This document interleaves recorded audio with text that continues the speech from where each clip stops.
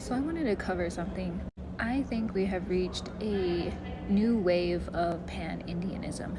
What is pan-Indianism? It's when we think native cultures and identities are interchangeable and or homogenous. That it's almost like there's a singular native culture. There was a huge wave upon the American Indian rights movement, and I believe due to social media, there is a new wave. What's occurring is there seems to be this new wave has everyone thinking that everyone wears ribbon skirts. Everyone has a shared belief in the seventh generation prophecy that every nation beads.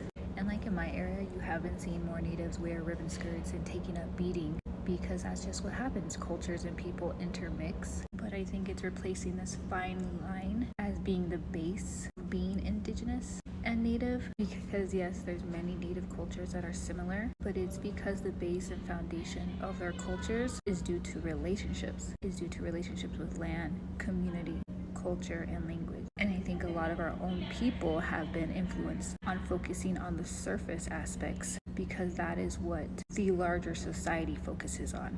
Oh yeah, all natives powwow, all natives wear ribbon skirts, beads. And I think a lot of natives don't realize that a lot of this pan-Indian influence comes from a lot of plains and northern influence, because the larger society has always kind of focused and highly fetishized northern and plains culture. When you look at the timeline of representation, no matter where they're filming, it's always a native in a headdress. And I think that influence has kind of found its way into our own communities and exchanges. When I was in college, I remember getting teased because I didn't know how to bead, but it's like, why would I when my family come from weavers and silversmiths? And I think it's dangerous when we, as our own indigenous people, begin to view our cultures as also as interchangeable. That's when we start to give permission to non-natives in the larger society that we are all one type of native.